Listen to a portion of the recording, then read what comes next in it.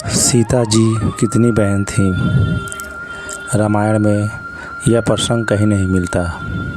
दोस्तों, आज हम आपको बताएंगे रामायण का नाम ध्यान में आते ही मन में मर्यादाओं से भर जाता है। लेकिन आज भी अनेकों ऐसे रामायण के तथ्य हैं जो कि छुपे हुए हैं।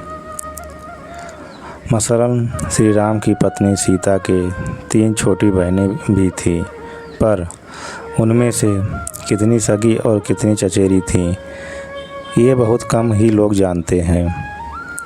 आपको बता दें, सीता मैया के पिता जनक जी के छोटे भाई, जिनका नाम कुशध्वज था, उनकी 2 पुत्रियां थीं जो भी सीता जी की शादी के समय शादी लायक थीं।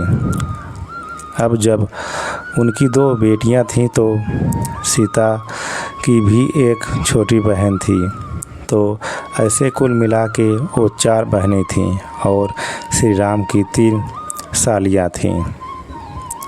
सीता जी की छोटी सगी बहन का नाम उर्मिला था, जो कि लक्ष्मण जी को ब्याही गई थी। चचेरी बड़ी बहन मांडवी का विवाह भरत जी से हुआ और शत्रुघ्न जी से सबसे छोटी बहन सुतकीर्ति का विवाह हुआ था। इस लहजे से चारों भाई साड़ू भाई थे और सबकी पत्नियां एक दूसरे की सालियां। राम लक्ष्मण जब वनवास गए तो माता सीता जो उनके साथ गईं और उर्मिला 14 वर्षों तक सोती रही, जो कि लक्ष्मण जी के हिस्से की नींद ले रही थी। भरत जी ने राम की चरण पादुका सिंहासन पर रखी और दिन के 4 काज के बाद खुद सरयू के किनारे बिना बिस्तरों के ज़मीन पे लेट जाते थे।